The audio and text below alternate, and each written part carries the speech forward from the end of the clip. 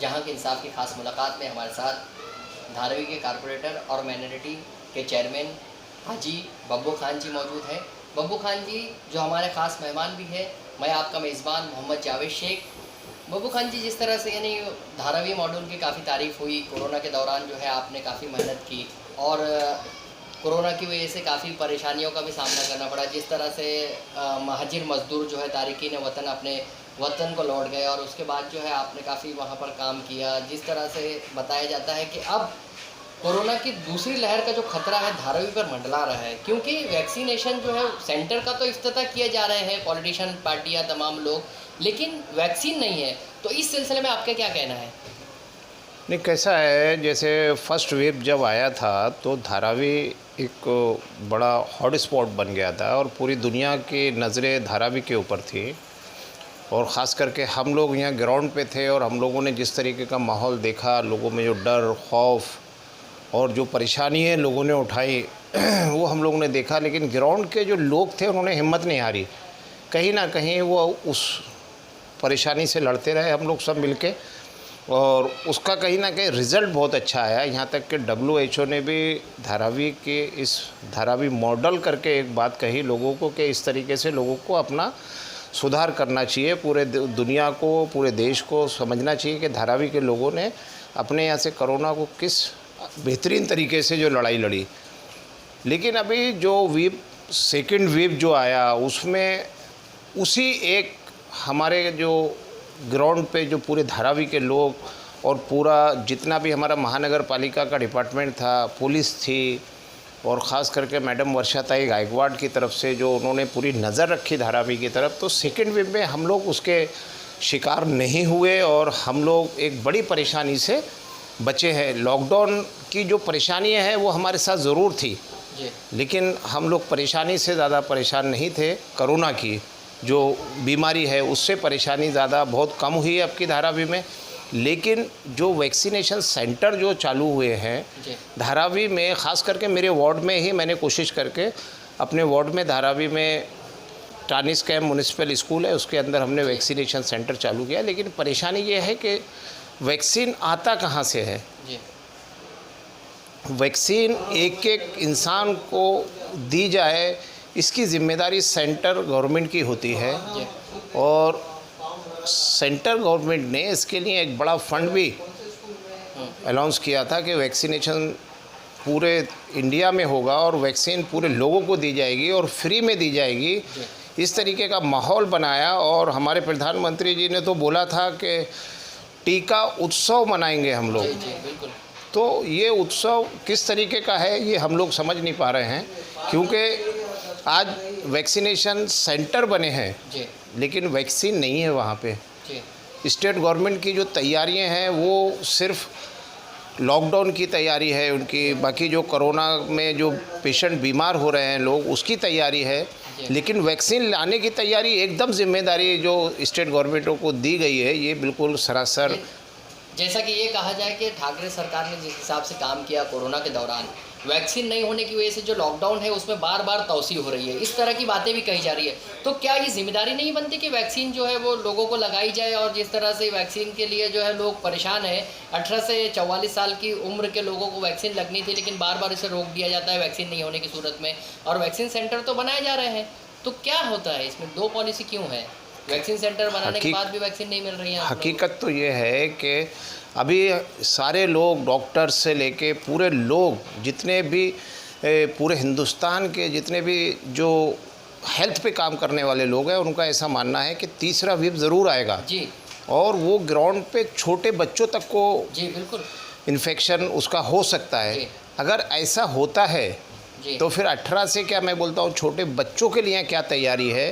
क्योंकि हम लोग जब बड़ों की, आपने देखा होगा कि टीवी पे, मीडिया में, सोशल मीडिया में जिस तरीके से हमने लोगों को बुरे दौर से गुजरते हुए देखा है, ख़ास करके यूपी में हमने देखा कि कुत्ते लाशों को खा रहे हैं। बिल्कुल। और पानी के अंदर सैकड़ों की लाशों के हिसाब से पानी के अंदर लाशें बह रही हैं। ऐसा माहौल शायद दुनिया में कभी देखा हो और हिंदुस्तान के लोगों ने कभी देखा हो। आज हम लोग इस ऐसा बुरा दौर देख रहे हैं और ये जिम्मेदारी सरकार की थी और सरकार ने अपनी जिम्मेदारी से हट के सारे लोगों को बोल दिया हमारे प्रधानमंत्री ने कि आत्मनिर्भर बन जाओ, जी अपनी जिम्मेदारी खुद निभाओ। इसी तरीके से सरकारों को भी बोला कि आप लोग अपनी अपनी जिम्मेदारी खुद समझो। तो अगर सरकार और लोग अगर अपनी जिम्मेदारियों को हर जिम्मेदारी को पूरा करें, जो सरकार के काम है वो सरकार नहीं करके लोग ही करेंगे, तो फिर सेंटर में बैठी हुई सरकार का मकसद क्या है, उनको काम क्या करना है, मेरी ये समझ में नहीं आ रहा है। आपके माध्यम से अगर मेरी ये आवाज़ प्रधानमंत्री तक पहुंचती है तो कहीं ना कहीं मेरा ये मानना है कि प्रधानमंत्री जी, हमारे मुल्क के 135 करोड़ लोगों को वैक्सीन चाहिए। जी जो जिस तरीके से लोग बोल रहे हैं कि विदेशों में जिस तरीके से जो हमारे देश से वैक्सीन बन के सबसे पहले विदेशों में चली गई, तो हमारे देश के लोगों की जान की कोई कीमत है या नहीं है? प्रधानमंत्री जी की नज़रों में विदेशियों की कीमत ज़्यादा है और हमारे देश के जो लोग मर रहे हैं इनकी कोई कीमत नहीं है। अगर तीसरे वेव में वही हाल रहा जी जो अभी हुआ है सेकेंड वेव में, तो फिर मुझे ऐसा लगता है कि इस मुल्क में ऐसा हो जाएगा कि मतलब इससे बुरा कोई दौर हम लोग देखेंगे नहीं, कि हमारे पास सब कुछ होने के बावजूद भी हम हर चीज़ से महरूम कर दिए गए हैं। ऐसा दौर हमारे ऊपर ना आए, हम लोग अल्लाह से दुआ करते हैं। नहीं, ऐसा भी देखा गया है कि वैक्सीन लगाने से भी लोग कतरा रहे हैं, क्योंकि वैक्सीन लगाने के बाद भी लोगों की मौत हो रही है। जिस तरह से यानी बताया जा रहा है कि वैक्सीन जो है, मुसलमानों में भी एक अजब सा माहौल है कि वैक्सीन ले या ना ले। तो इस सिलसिले में आपका क्या कहना है कि भाई मुसलमान जो है वो एक ऐसी कौम है जो सोचती है कि वैक्सीन लेने से जो है उनकी मर्दानगी को जो है वो निशाना बनाया जा रहा है, उनकी मर्दानगी को कम किया जा रहा है, या फिर उसको जो है वो दूसरे तरीके से लिया जा रहा है कि ये जो है मज़हब में नहीं है। तो इस तरह की चीज़ें जो गलत फहमियाँ फैलाई जा रही है वैक्सीन को लेकर, तो इस ताल्लुक से आपका क्या कहना है? ये एक गलत फहमी जो है फैलाई गई है समाज में, और ख़ास करके माइनॉरिटी के अंदर फैलाई गई है। ये नहीं होना चाहिए था। और मैं आपके माध्यम से सारे लोगों को और ख़ास करके माइनॉरिटी के लोगों को मैं बोलना चाहूँगा कि आप लोग जिस तरीके से पूरे दुनिया के लोग वैक्सीन ले रहे हैं, ये ज़िम्मेदारी आपकी भी होती है कि आप अपने और अपने बच्चों के और अपने वालिदैन कि सबकी पूरी फैमिली के साथ जाओ और वैक्सीनेशन सेंटर पे पहुंचो। भले वो 2 दिन लगे, 3 दिन लगे, लाइन में लग जाओ, लेकिन वैक्सीन ले लो। क्योंकि ये वैक्सीन एक ऐसी चीज़ है, एक ऐसा हमारे लिए एक हम उसकी आड़ में रह के अपनी जान बचा सकते हैं, अपनी जान बचा सकते हैं। ये बार बार कहा जा रहा है कि वैक्सीन लेने के बाद कोरोना नहीं होगा, ऐसा किसी ने नहीं बोला है। क्योंकि इसकी जो ताकत है वो सिर्फ आपकी इम्यूनिटी पावर बढ़ाने का है, ना कि आपको कोरोना ख़त्म करने का नहीं है। कोरोना आता रहेगा, जाता रहेगा, लेकिन आपको मौत का खतरा नहीं होगा। ये चीज़ डॉक्टरों का ऐसा मानना है। जो सारे लोग हिंदुस्तान के बड़े बड़े लोग, हमारे जितने भी गवर्नमेंट एम्प्लॉय जितने भी हैं, सारे लोगों ने वैक्सीन ले चुके हैं। डॉक्टर सारे वैक्सीन ले चुके हैं, जज, वकील, पुलिस डिपार्टमेंट, बीएमसी डिपार्टमेंट। तो ऐसा कोई भी लोग बचे नहीं हैं जो वैक्सीन नहीं लिए हैं। तो फिर हम वैक्सीन क्यों ना लें? अगर ये सारे लोग को अगर कोई तकलीफ़ होगी तो फिर हम लोग का भी क्या मतलब हैगा? तो ये सोचना चाहिए कि जो पूरे मुल्क का होगा वो हमारा होगा, और हम लोग सब एक साथ में रहेंगे, एक साथ में जिएंगे, एक साथ में मरेंगे, उसमें कोई टेंशन नहीं है। ये भी देखा जा रहा है कि कोरोना की वजह से मुस्लिम कब्रिस्तान जो है वो पूरी तरह से भर चुके हैं, और वहाँ जो है तदफीन तक की जगह नहीं है। जैसे वडाला कब्रिस्तान का मसला देख लीजिए, वर्सोवा में कब्रिस्तान है, दूसरे मुकामात पर कब्रिस्तान है। तो म्यूनसिपल कॉरपोरेशन ने इस सिलसिले में क्या पॉलिसी अख्तियार कर रखी है कि अब तक ना तो कब्रिस्तान के लिए जगह अलॉट की जा रही है, ना कोई दूसरी सहूलत फराम की जा रही है?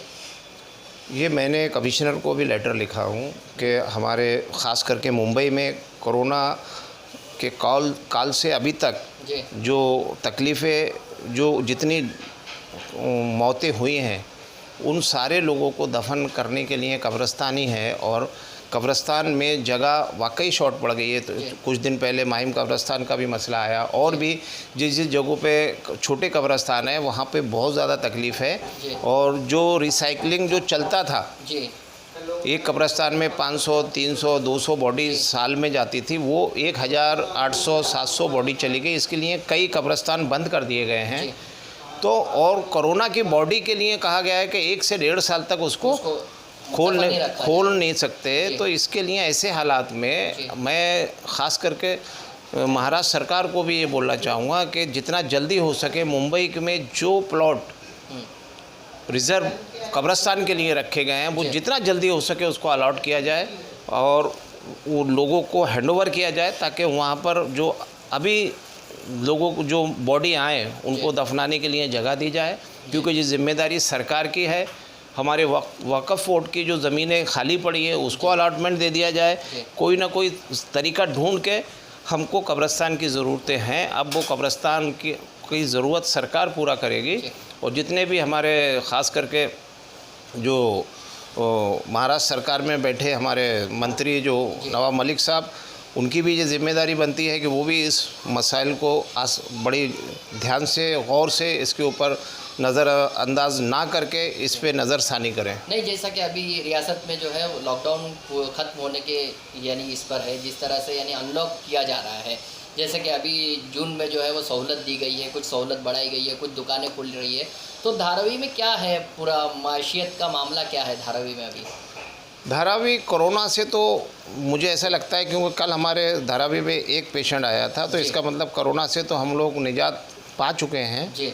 आगे अल्लाह ताला हम लोग की सबकी हिफाजत करे। जी। लेकिन जो कारोबारी हालात धारावी के हैं ये बहुत ही बुरे हैं। जी। सरकार से मैं मांग करूंगा कि जिस तरीके से धारावी में छोटे बिजनेसमैन थे उनके लिए कोई ना कोई रास्ता निकालें, जो दूसरे बिजनेस वालों के लिए कुछ छूट दी गई है, किसी को कुछ अपनी तरफ से गवर्नमेंट ने उनके लिए कुछ हेल्प किया है, तो धारावी के जो बिजनेसमैन हैं इनके लिए भी कुछ नज़रसानी की जाए। और मैं मैडम वर्षाताई गायकवाड़ से भी इस विषय पे मैंने बात किया है और उनको एक लेटर भी लिखा है कि हमको धारावी के लोगों के बारे में सरकार से, ख़ास करके हमारे आदरणीय सीएम साहब हमारे उदय ठाकरे जी से भी बात की जाए। हमने मैडम को बोला है कि धारावी के लोगों को जो भी सहूलियत हो सकती है, उन बिजनेसमैनों को जो सहूलियत हो सकती है सरकार की तरफ से वो दी जाए, क्योंकि धारावी के लोगों ने इस लॉकडाउन में बहुत ज़्यादा तकलीफ़ें उठाई हैं।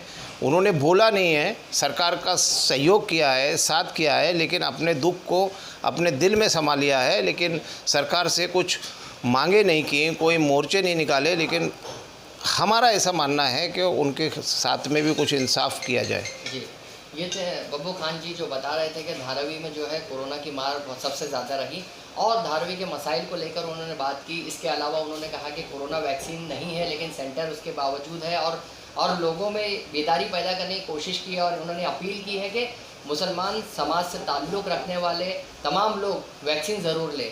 सज्जाद शेख के साथ मोहम्मद जावेद शेख, जहां का इंसाफ।